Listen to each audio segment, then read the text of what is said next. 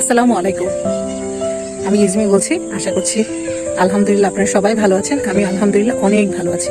আমি আজকে আমার গ্রামের সূর্যাস্তটা দেখানোর জন্য আমি জাস্ট এই ভিডিওটা করে রাখছি। ফিউচারে কখনো দেখবো বলে, বা এত সুন্দর একটি পরন্ত বিকেল যেটা আমাকে প্রচন্ডভাবে মুগ্ধ করেছে। মনে হচ্ছে যে আমার ও পাশে এত সুন্দর একটি সূর্যাস্ত যেটা আমি এ পাশ থেকে করছি, মানে অসম্ভব সুন্দর, মানে এই মনোমুগ্ধকর পরিবেশে আমি সূর্যাস্তটা দেখছি এবং আমার আশেপাশে ভিউটাও জাস্ট এরকম, জাস্ট ওয়াও, কত সুন্দর। ধানগুলো পেকে গিয়েছে আমার বাড়ির পাশে, এগুলো এটা পুরোটা আমার বাসার পাশের ভিউটা আমি জাস্ট আপনাদেরকে দেখাচ্ছি। অসম্ভব সুন্দর।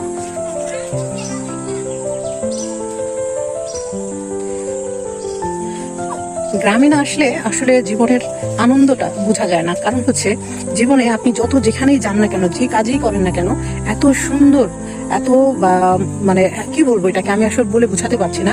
মানে এই যে মনের শান্তি, মানসিক শান্তি, আপনার হচ্ছে আপনার সব কিছুতেই আপনাকে এত শান্তি দিচ্ছে, এত সুন্দর একটি পরিবেশ, সুন্দর একটি ভিউ, মানে এটা আসলে গ্রামে আসলেই একমাত্র আপনার চোখে পড়বে। আমরা যারা শহরে থাকি বা নিজের কর্মের জন্য বিভিন্ন জায়গায় থাকি, যার যার এরকম গ্রাম আছে, যারা গ্রামে যান তারা অবশ্যই বুঝবেন যে পরিবেশটা এত সুন্দর।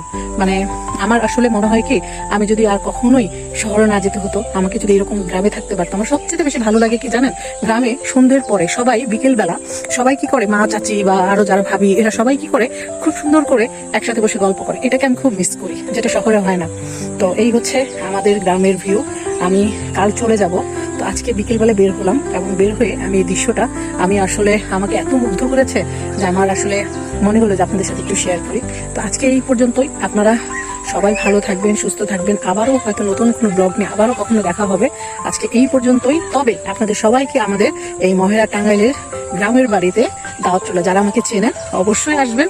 আবারও দেখা হবে আপনাদের সাথে নতুন কোনো ব্লগ নিয়ে। আজকে এই পর্যন্তই। আল্লাহ হাফেজ।